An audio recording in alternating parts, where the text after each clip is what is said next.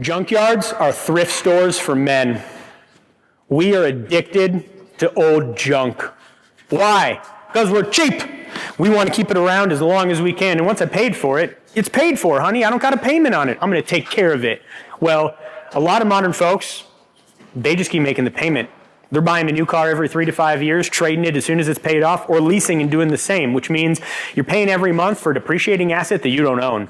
At least when you buy your mortgage and you're paying the bank interest, you feel good. You're investing in yourself. Eventually, you'll be your own landlord and you won't have to make that payment, right? Well, the same goes for your car.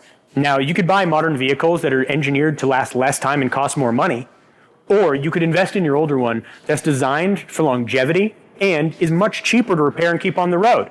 I could buy a new Chevy truck for $100,000, or I could keep my 20-year-old truck on the road for $2,000 a year. Well, 50 years is a long time for me to keep it on the road to justify that $100,000 difference. You're looking at that camera going, yeah, but he's a mechanic, he can fix it himself. That's true. But modern vehicles fail at 3 times the prevalency rate that they did 50 years ago. AAA's own survey from 1972 to 2022 shows that vehicles today are towed 3 times as often.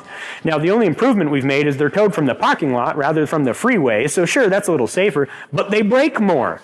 Well, we put all these safety systems and nanny systems and emission systems on it because it's a fine balance in capitalism to give you, the consumer, what you want, a big, powerful truck, and protect the environment and protect everybody else on the road as well. So to keep that balance going, don't be afraid of the old car.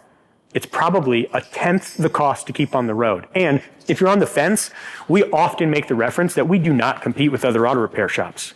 We compete with the trade-in. The other repair shop across the street isn't fighting for your business. I am. At the same time, I know that my only enemy is your brand new car.